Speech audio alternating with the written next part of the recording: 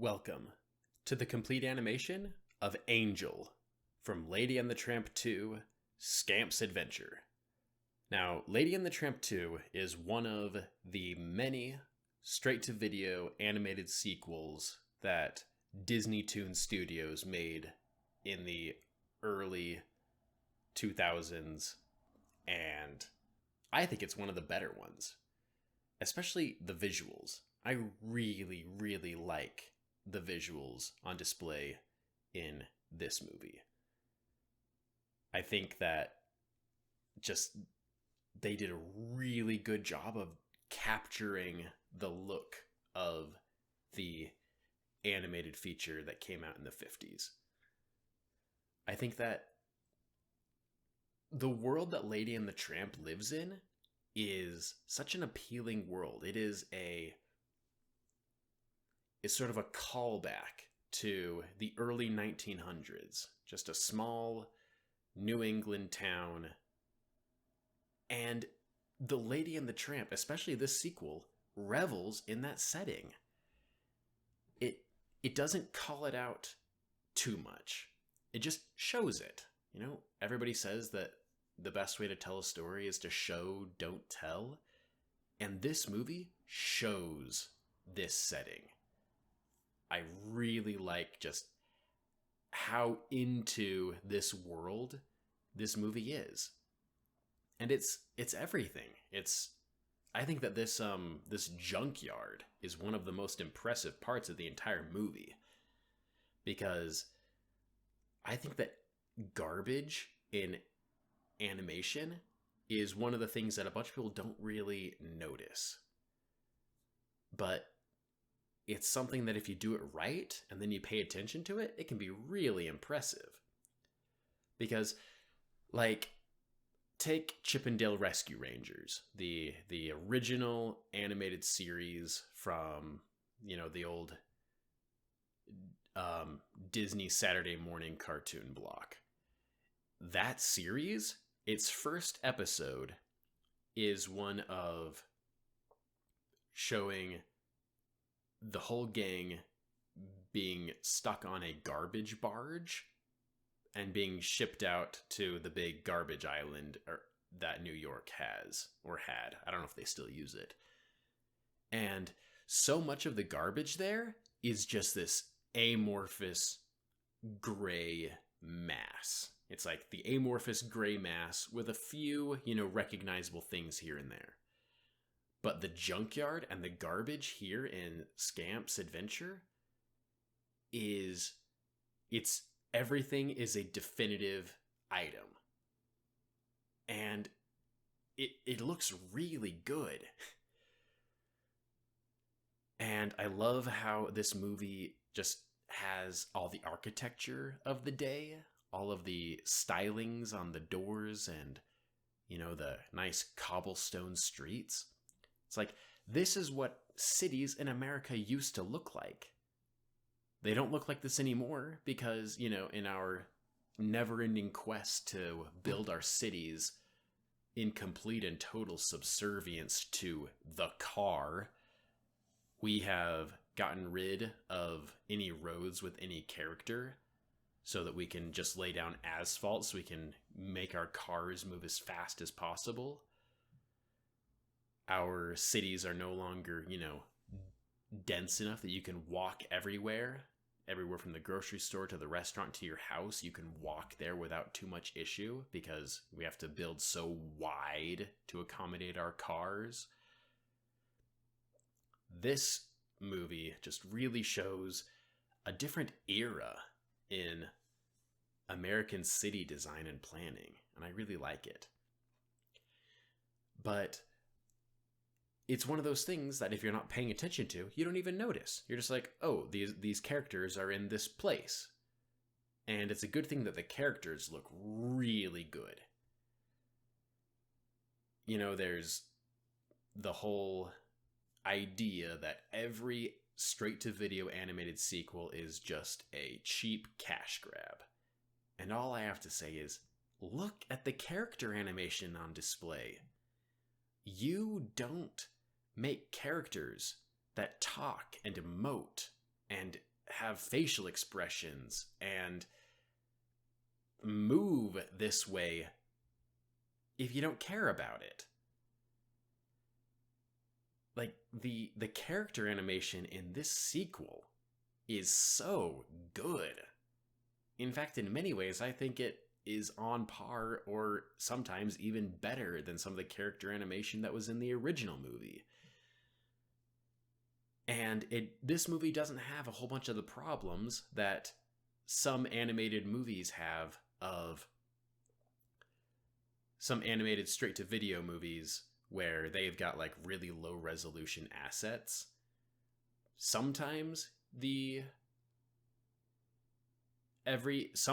backgrounds look a little low resolution, but most of the time they hold up really well, you know, like a good Blu-ray quality background. And I really like the design of Angel, especially her lopsided ear, where one ear is erect and the other one is a little floppy. When I was a kid and I watched this movie, that design sort of bothered me. It's like, why don't both her ears just stand upright? But now I've learned to appreciate a little bit of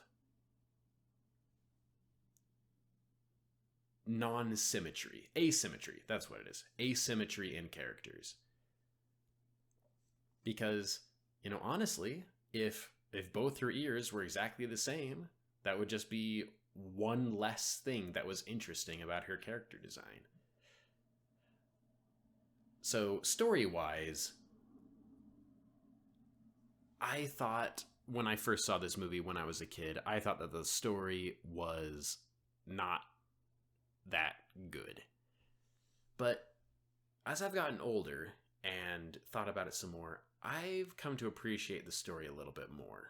I think that an entire story that's entire purpose is to just show a character wishing they had what they didn't, but then realizing that what they thought they wanted wasn't really all that good, and what they had all along, like learning to appreciate what you already have.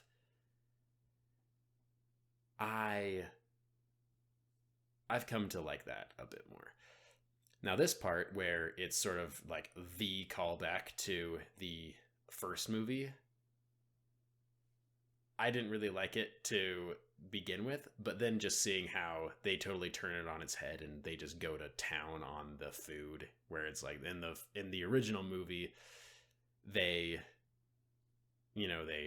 eat their dinner very, nicely, but in this one, they just go at it like dogs. I like that. But one of the things that kind of confuses me about this movie is how exactly old are the characters in this movie?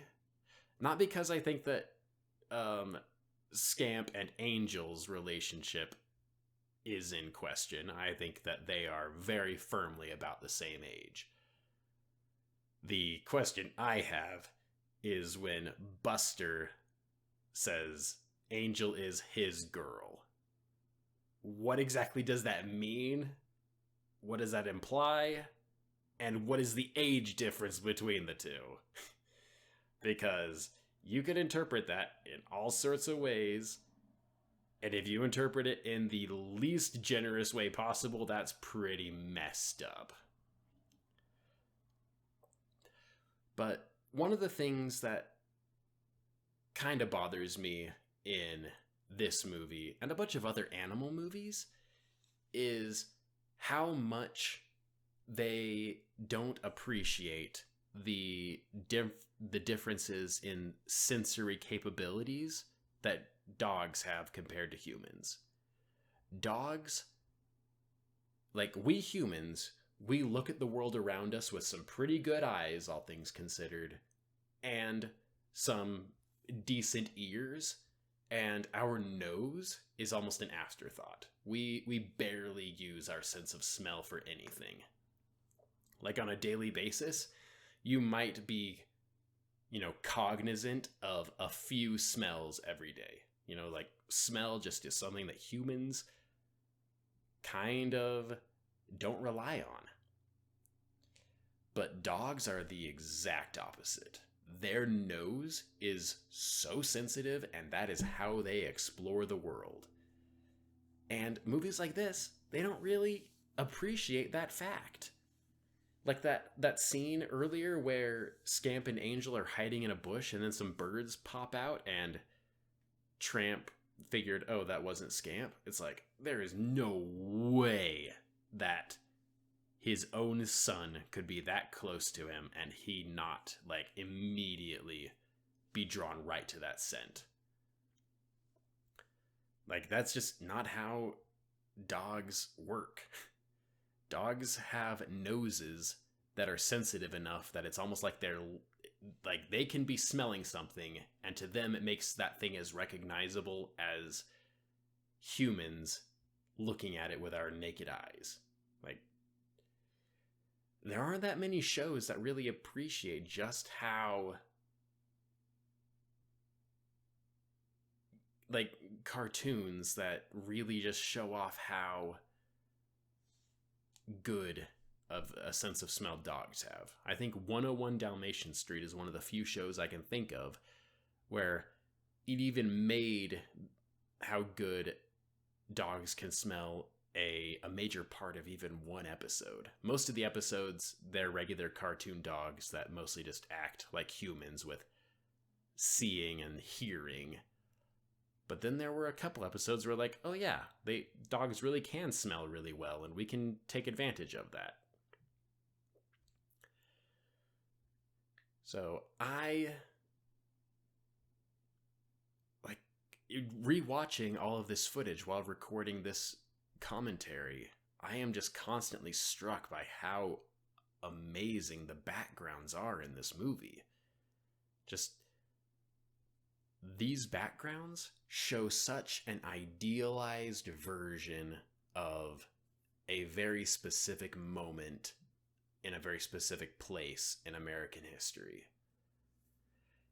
And when they made The Lady and the Tramp way back in the 50s, this era of America was still clearly in many people's minds. Like, there were people who, grew up in this sort of America, Walt Disney included, which is one of the reasons why he was fascinated with it and why Main Street USA in Disneyland, or is it Disney World, whatever, one of the theme parks, looks the way it does, because he wanted to preserve this era of American, architecture. But you look at it now, if we made a Main Street USA today that was as old as this was back then, it would just be in the 70s. In the 70s, that was like, one of the peaks of America transitioning to car-centric infrastructure. What are you going to do to make it look like the 70s? Build parking lots? Because that's basically what cities are now, parking lots. So I think that the artists for this movie did an amazing job capturing a time and place that they have zero experience with.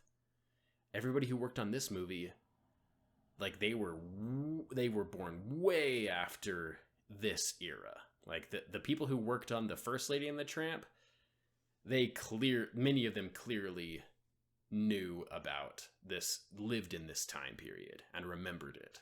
But nobody who worked on the sequel had any sort of thing like that. And just as an aside, I'm pretty sure that Angel is going to be, like, fast friends with all of Scamp's sisters. I think that Angel is going to quickly find out just how much more in common she has with Scamp's sisters than she does with Scamp. Thanks for watching.